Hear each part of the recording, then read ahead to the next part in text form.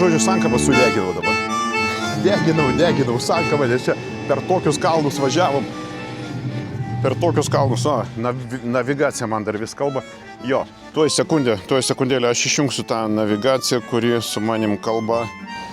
Ir mes esam nuostabioj šaly, kuri vadinasi Pensilvanija. Tfu, ką aš kalbu, ne Pensilvanija, o Transilvanija. Va, ir mes esame Rumunijoje. Nu ir kur aš einu? Kur aš dabar senas einu? Man 150 metų. Ir vat kur aš dabar lipu? Patys savo netikėtai mes atsidūrėm Rumunijoje. Ir šiandien yra mūsų pirma diena. Mes turim nueiti į kažkokią tai Peleškastlę. Dieve, rumunų kalba yra dar sunkesnė negu suomių. Suomių aš jau beveik pramokau, bet rumunų kalba tai praktiškai jokių šansų. Tai va, tai vienu žodžiu, Pensilvanija, atsiprašau, į Transilvaniją, Rumuniją ir mes. Va, kuom tai baigsis, aš nežinau, bet turėtų būti įdomu. Ačiū, kad žiūrit, ačiū, kad su mumis esat ir einam pasižiūrėti, kokios šitos pilis čia turėtų. Taigi Rumunija, o jei tiksliau, Transilvanija, didžiausias ir turbūt geriausiai žinomas Rumunijos regionas. 11 amžiuje lotyniškam dokumente šalis įvardinta kaip vieta už miškų. Vėliau šis pavadinimas pakito į Transilvaniją, kas turi tą pačią prasme. Vokiškai regionas vadinasi Siebenburgen. Tai yra 7 pilis arba miestai pagal 7 saksų kolonistų įkurtus miestus regione. Transilvanija labai margaspalvė vieta tiesioginė ir perkeltinė prasme. Čia gyvena rumunai, vengrai, saksai arba vokiečiai ir romai. Ir visos tautos palieka savo kultūrinį pėdsaką. Transilvanijoje gausų mitais ir legendomis nuspalvintų viduramžių vietų. Čia yra apie 100 pilių ir tvirtovių, bei apie 70 įtvirtintų bažnyčių. Niekada anksčiau nebuvau girdėjęs apie tokį religinės paskirties pastatą. Bažnyčia, tvirtovė, labai įdomu. Transilvanija apsupta Karpatų kalnų. Jų grožis mums tapo dar vienu maloniu atradimu. Bet apie viską iš eilės. Atvirai sakant, nelabai žinojau, ko tikėtis važiuojant į tą Rumuniją. Mes dar tos Rumunijos netiek ir daug pamatėm. Mes nakvojom, kur mes nakvojom? Bukarešte, Budapešte. Ne, mes nakvojom Bukarešte prie oro uosto, nes atskridom vėlai vakare. Jo, ėjom per kažkokius tai brūzgynus, per kemsynus, per kelio remontus, net 600 metrų reikėjo eiti nuo oro uosto iki viešbučio. Atsibeldėm ten 12 valandą, ten mus pasitiko ir rumūnai, pernakvojom ten, tam viešbutį ir paskui mes vėlgi grįžom į oro uostą ir ten buvo rezervuotas automobilis. Tai aš laukiau mums tenais. Tai aš laukiau pusę valandos, kol ateis berniukas teiksis mums duoti tą automobilį. Aš jau buvau piktas baisiai. Va, bet sulaukiau. Atėjo, jisai davė tą mums automobilį ir mes atvažiavom dabar į kažkokią tai labai kurortinę vietą. Aplinkui visi sėdė ten geria kavą. Palauko, mes teisingai. Apačioje yra suvenyrai, matau. Tai reiškia, mes einam teisingą kryptim. Aš dabar pasižiūriu, ką man sako navigacija. Navigacija sako, eikite tenais. Jo, gerai mes einam. Tai va. Tai kaip Dieve, aš. Va, kalbanti navigacija. Jo, va ten yra suvenyrai, va ten yra visokie rumuniški suvenyrai ir čia yra parkingas. Aha, tai mes šitam parkingė vis tiek nebūtume gavę vietos, tai mes palikom prie kažkieno tvoros automobilį, kur aš sakiau, kad sudeginau sankabą. Ne, čia nėra vietos.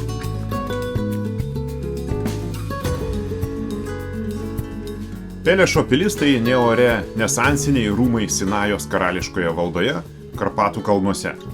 Kai Rumunijos karalius Karolis I 1866 metais pirmą kartą aplankė būsimosios pilies vietą, jis įsimylėjo nuostabų kalnų kraštovaizdį. Karalius tuoj pat nusipirko sklypą ir neužilgo pradėjo vasaros rezidencijos statybą.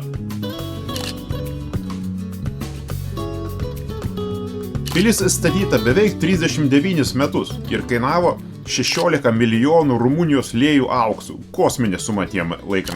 Statyboje dirbo nuo 3 iki 400 vyrų ir karalienė Elžbieta savo dienoraštyje apie statybas rašė taip. Italai buvo mūrininkai, rumunai statė terasas, čigonai vandentekį, albanai ir graikai dirbo su akmeniu, vokiečiai ir vengrai dailidėmis. Turkai degė plytas, inžinieriais buvo lenkai, o akmens drožėjais čekai. Prancūzai piešė, anglai matavo ir tai buvo tada, kai buvo galima pamatyti 100 tautinių kostiumų ir 14 kalbų, kuriomis jie kalbėjo. Dainavo, keikėsi ir ginčijosi visomis tarmėmis ir tonais. Na, toks labai rumuniškas vaizdas.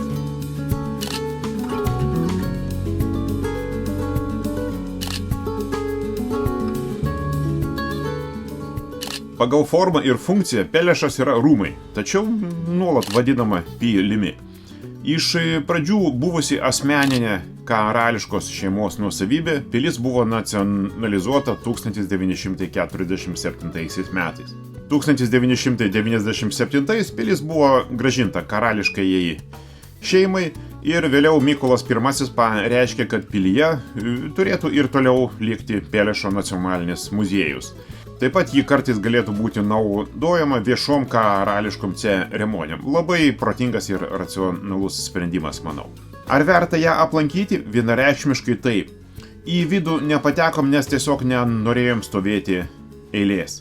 Į vidų įleidžia tik tai tam tikrą kiekį žmonių tam tikram laikui. Tai eilės stovi praktiškai pastoviai. Šiaip labai graži vieta.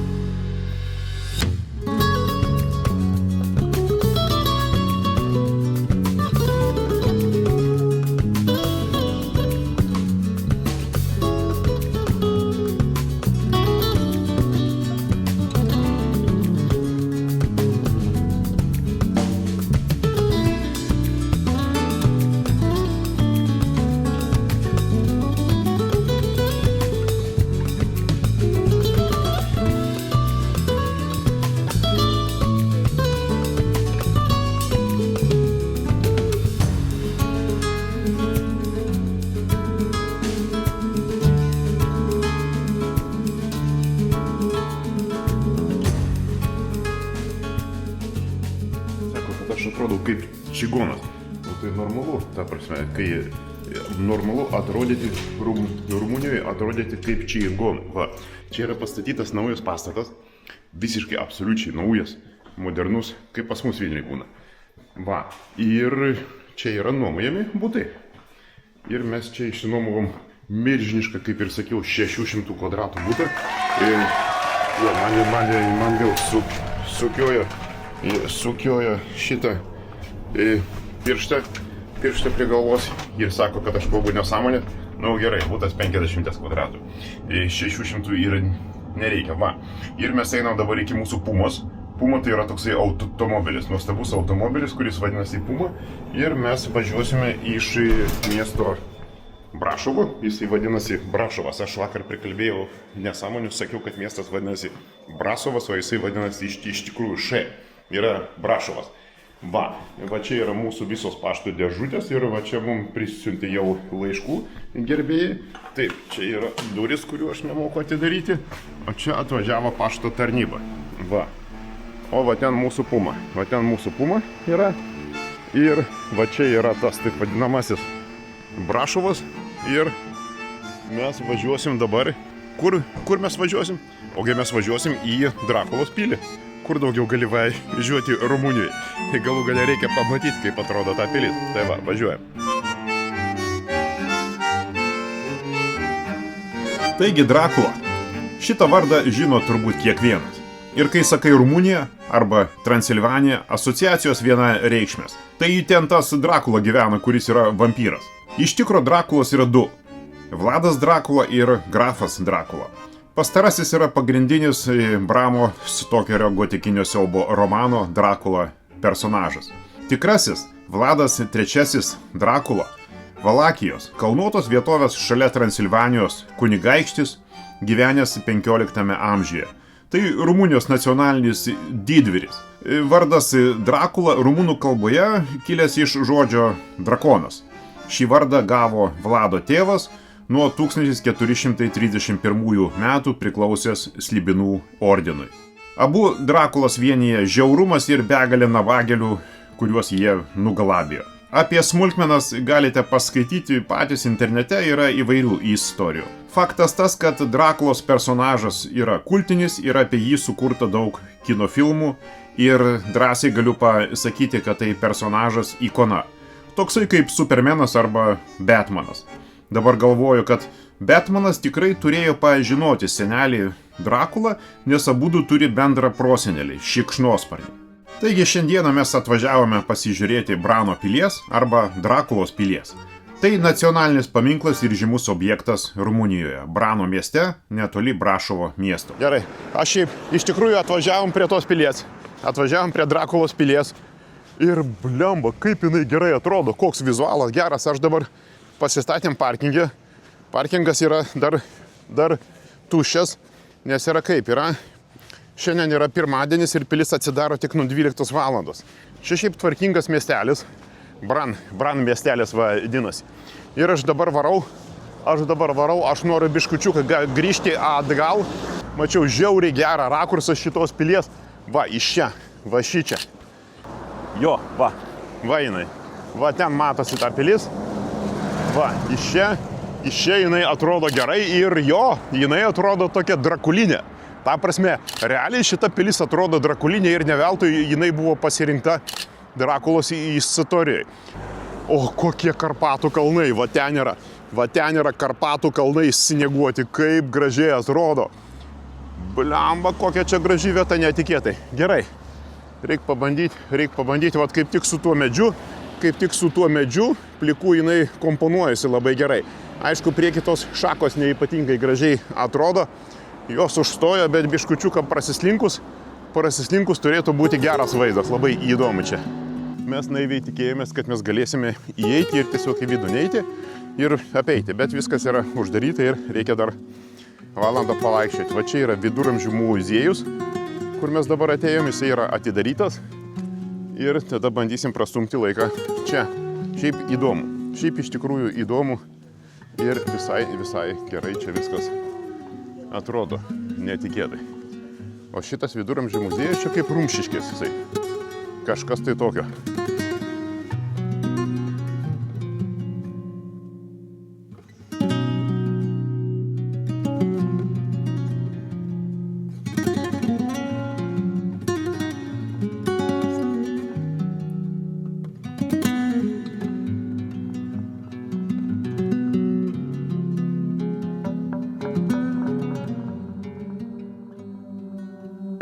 Mes ėjom per šitas Rumšiškės, ėjom ir čia šiaip aplamai žmonių nedaug ir galų gale mes likome vieni. Ir mes atėjome prie šito keisto namo. Pasirodo, šitas namas yra Drakulos malūnininko namai arba Drakulos malūnas. Ir iš už to malūno, iš šito ratų, kurį suka vanduo, išėjo katinas. Ir ne bet koks katinas. Tai buvo rumuniškas juodas katinas raudonom akim. Tos akys galbūt buvo žalios, bet tuo momentu man jos pasirodė tokios ryškiai raudonos, šviečiančios. Ir tas katinas pasižiūrėjo į mus ir jisai rumuniškai pasakė, ateikit arčiau. Ir mes lyg suprastume rumunų kalbą, mes ėjome vis arčiau prie to katino, jisai mus vedė arčiau vis prie šito malūno. Aplinkui pradėjo karksėti varnos ir pasidarė tamsu, apsiniaukė, nebeliko saulės, likome tik tai mes, malūnas šitas ir juodas katinas, kuris mums vis sakė, ateikit į vidų, ateikit į malūną, ateikite į Drakulos malūną ir aš jums papasakosiu Drakulos istoriją. Labai superinė vieta. Būsi čia, būtinai ateikite prie šito namuko ir jūs pasitiks juodas Drakulos katinas. Fantastinė vieta. Labai įdomu čia. Dar liko 20 minučių iki Brano pilies atidarimo. Jau atsistojo milžiniška eilė. Va ten stovi eilė, va ten iki pat bilietų kasos. Labai populiari vieta. Šiandien yra Velykų pirmadienis. Velykų pirmadienis tai iš tikrųjų įvairiem tenais italam ir įvairiem turistam yra išeiginė. Šiandien yra vietiniam ne, vietinių Velykos bus tik už savaitės. Va, tai žmonių daug, žmonių iš tikrųjų labai daug, nu, bandysim patekti irgi, bet dar kol kas į eilę nesistosim, nes aš abejoju, ar tenais duos kažką toj pily tokio, į ko mes nespėsime pamatyti arba paimti. Jo, ir visi nustebę ateina ir šitą žiūri į tą eilę, sako, sako, kokia eilė. Tai va. Bilietėlis vienas. Tai va, turim bilietą, galime eiti dabar.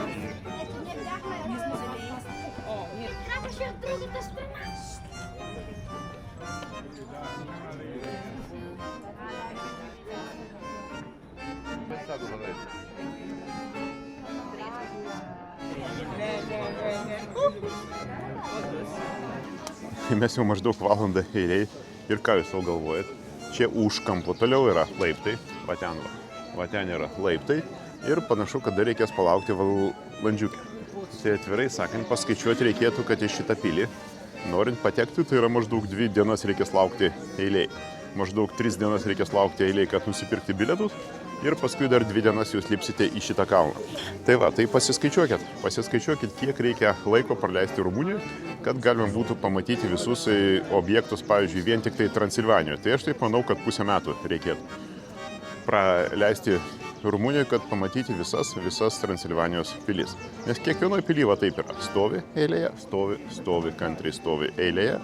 Atvirai pasakius, būtume mes pamatę iš apačių šitą eilę, mes leitume buvę, būtume neėję į vidų.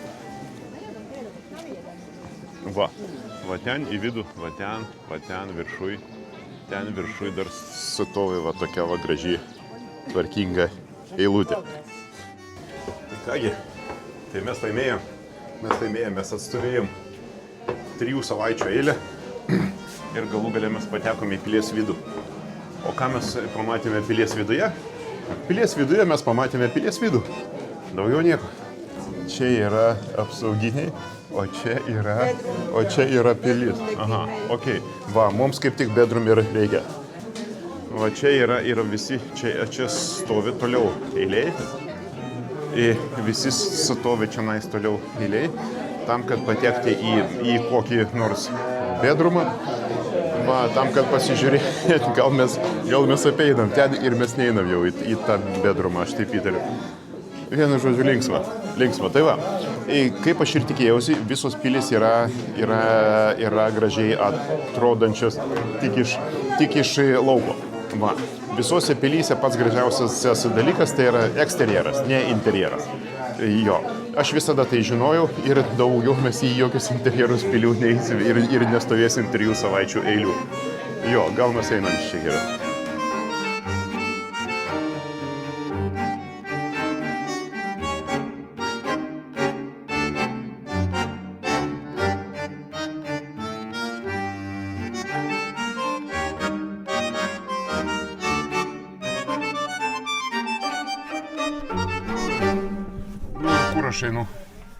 Kur aš dabar senas einu, man 150 metų ir vat kur aš dabar lipu, blemba, aš sakau, neikit į pilių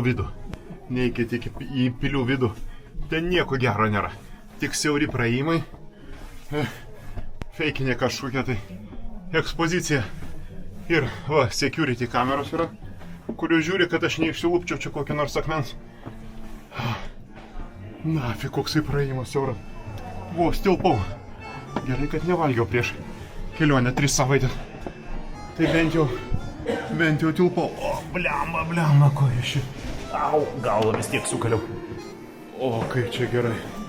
Oho, tai va čia yra pagrindinė salė. Čia, kur sėdėjo visi turčiai. Brano pilis, arba kaip jau sakiau, Drakulos pilis. Nėra jokių įrodymų, kad Bramas Stokeris, grafo Drakulos autorius, būtų ką nors žinojęs apie šią pilį. Iš tikro, jinai šiek tiek susijusi su Valakijos princu Vladu Drakula, kuris, kaip spėjama, įkvėpė rašytoją sukurti garsųjį personažą. Šioje vietoje pilis žinoma nuo 11 amžiaus. Pradžioje ji buvo medinė, pastatė ją Vokiečių ordinas, paskirtis apsauginė tvirtovė prie įėjimo į kalnų slėnį, pro kurį prekybininkai keliaudavo daugiau nei 1000 metį. Tačiau 13 amžiuje pilis buvo sugriauta į Europą besiveržiančių mongolų. Pirmasis dokumentas, kuriame jau minima Brano pilis, tai 14 amžiaus pabaiga. Maždaug tada ir buvo įkurtas Brano miestas. Pilis buvo naudojama kaip apsauginė tvirtovė prieš Osmanų imperiją, o vėliau tapo muitinės postų kalnų perėjoje tarp Transilvanijos ir Valakijos. Buvo laikas, kai Brano pilis priklausė Vengrijai, tačiau dėl to, kad Vladislovas II nesugebėjo sumokėti skolų, teisės į tvirtovę 16 amžiuje atiteko Brašovo miestui. Branas visą laiką atliko svarbų karinį ir strateginį vaidmenį iki pat 18 amžiaus vidurio. Ten matosi Brano miestas. Čia mes esam dabar pagrindiniai visų karalių salėj. Jo tiksliai pati jaukiausia pilies vieta yra va tas suoliukas prie židinio. Yra pastatyta krosnis arba pečius ir ten yra suoliukas, kur galima buvo šiltai pasėdėti, nes iš tikrųjų pilyse buvo šalta. Ir dabar šitoj pily laukia yra apie 20 laipsnių, laukia yra šilta, o čia yra šalta, čia yra vėsų, aš nežinau, čia maždaug yra kokie -3. Jo, nes pečių seniai niekas nekūrė, o čia yra triukšmo labai daug turistų ir yra vaizdas į vidinį kiemą. Va. Vaizdas į vidinį kiemą, o vidinis kiemas atrodo gerai visai. Lipam į viršų, užlipam į patį viršų praktiškai. Aš nežinau, ar ten jau mes aukščiau užlipsim, bet čia yra kamštis dabar atsitikęs. Bet nesvarbu, aš ne apie tai. Mes lipam ir pamatėm nuo viršaus, kaip per kelią piemenys varė avis. Ta prasme, vaizdas nerealus, niekur tokio vaizdo turbūt nepamatysi, tik tai Rumunijoje. Va, ėjo maždaug 2 milijonai avių, 16 šunų ir 15 piemenų. Ir garsas buvo toksai, tai va. Ten apačioj nuo pilies matėsi. Visiškai viduramžiškas vaizdas. Labai įspūdinga. Mes dabar jau čia pusę valandos stovim prie išėjimo į terasą. Yra parašyta, kad čia buvo pastatyta terasa. Ir ta prasme, tu negali iš šitos pilies išeiti, pavyzdžiui, per kitą galą. Tu turi apeiti ratą pilnai. Ir tam, kad apeiti ratą, tau prie kiekvienų durų reikia atstovėti kamštį. Nes kitaip, va ten yra įėjimas ir va ten į tą įėjimą yra kamštis, visi sukiša galvas, bet jie paskui įeina ten kažkur. Jeigu jie įeina, tai reiškia kitoj pusėje yra išėjimas, bet mes negalim dabar tenais įeiti, tiesiog reikia palaukti. Va, tai jeigu yra maždaug 47 pilys Transilvanijoje, tai paskaičiuokit, kiek reikia vienai piliai, maždaug reikia vienos dienos, kad normaliai tą pilį pamatyti. Tai jeigu jos ne visos tokios, aišku, įspūdingos, tai vis tiek yra mėnuo. Transilvanijoje pamatyti visas pilis yra mėnuo laiko. Va, gaila, kad mes neturim to mėnesio laiko, nes iš tikrųjų būtų labai įdomu pakeliauti po šitas pilis. Va, kamštis pajudėjo, mes lendame į vidų. Mes esam tamsiam koridoriuje, kur yra prisigrūdę milijonai žmonių ir pas visus jau prasideda klaustrofobijos prieplaišinai. Ir kas svarbiausia, kad nelabai jie čia ką supranta, ką jie čia mato, ten rodo kažkokį tai filmą apie vilkus, apie to biš reikia suprasti apie Transilvanijos vilkus, tai yra buvę Drakulos šunys. Va, ir ten yra mergaitė, kuria tie vilkai, va, ateina vilkas ir jisai suvalgys dabar tą mergaitę. Va, tenais va matas. Jo, palauk, va, ateina vilkas, va ten, matai? O, atėjo vilkas ir jisai tą mergaitę dabar suės čia. O, ir suėdė mergaitę. Va, o ten yra drakonas, tai yra Drakula, nes iš tikrųjų Drakulos pavadinimas yra kilęs iš drakono. Va, tai čia ne aš sugalvojau, jau čia iš tikrųjų taip yra parašyta. Va, ten ta mergaitė renka daiktus, atėjo berniukas ją vaduoti, o čia darbuotojas stovi, jos reguliuoja eismą. Va, ten darbuotojas reguliuoja eismą, kad viens ant kito visi nesugriūtų. Jo, okei, ir darbuotojas sakė palaukit, nes ten išeina tie, pas kuriuos jau klaustrofobijos priepuolis jau įsibėgėjęs yra. Aha, liepia ten eiti. Thank you. Aha, pradžioj liepia eiti ten, pradžioj sakė eikite tenais, paskui eisite tenai. Vienu žodžiu, kapiecas. Kapiecas yra, ne, o kas ten viršui? O čia yra Drakulos namų.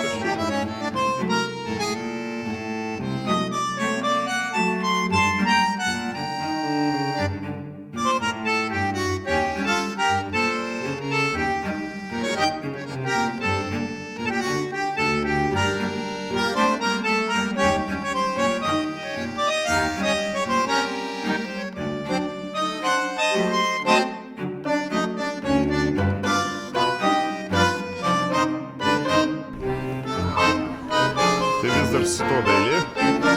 Vis dar stovi eilė, laukia visi išėjimų. O čia yra planas. Pilies, einam laukan.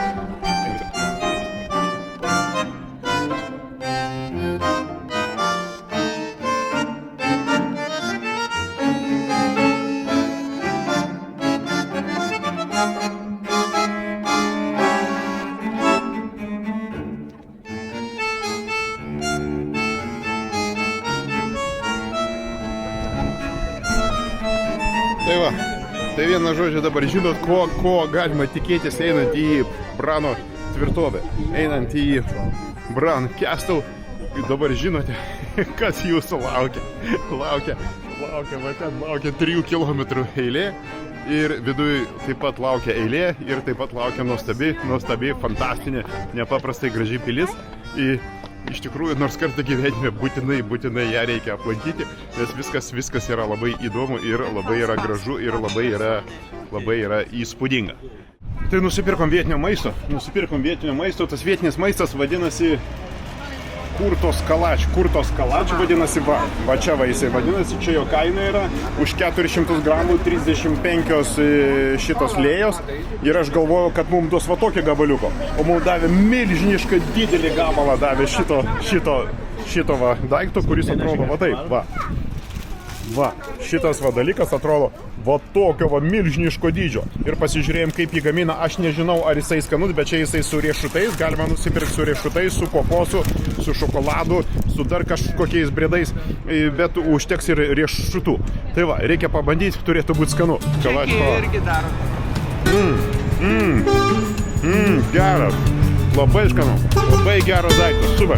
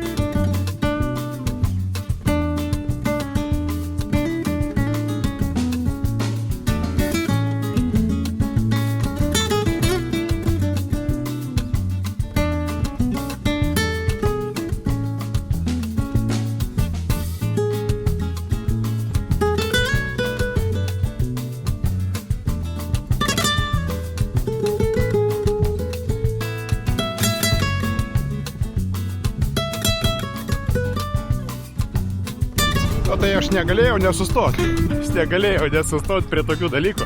Čia yra buvusi vaikų žaidimo aikštelė. Bet va tokie va vaizdai, va tokie siurrealistiniai, visiškai siurrealistiniai, va tokie va vaizdai čia yra. Ten dar stovi traukinukas, va ten stovi dramblys ir guli kažkoksai tai keistas tenai žmogus. Prasme, visiškas siurikas. Čia tik Rumunijoje gali tokius dalykus pamatyti. Ta prasme, kad važiuoji keliu ir pamatai va tokią va daiktą. Va toksai va stovi daiktas šalia kelio. Arba kitas guli va ten va toksai daiktas. Jo, nerealus vaizdas, visiškai nerealus vaizdas. Man pro šalį važiuoja rumūnai ir moja man. Jo, nes jie tai aišku prisižiūrėjo tokių vaizdų, bet aš tokius vaizdus matau pirmą kartą. Blemba, atrodo nerealiai, va, guli va šitas tas va bičas, va, šalia manęs guli šitas bičas, o va ten vyksta statybos, ten stato kažkokį naują prekybos centrą, o dar atėjo juodas rumuniškas šuo, va ten atėjo juodas rumuniškas šuo. Gerai, važiuojam toliau, nes mes dar turim pamatyti vieną požeminį vienuolyną. Vieną kažkokį tai požeminį vienuolyną. Bet tai visiškai nerealus vaizdas. Jūs pasižiūrėkit, kas čia darosi. Gerai, man reikia perėti per gatvę, kad manęs nesuvažinėtų niekas. Va. Bet tai turbo vaizdai nafig. Gerai, važiuojam toliau viskas.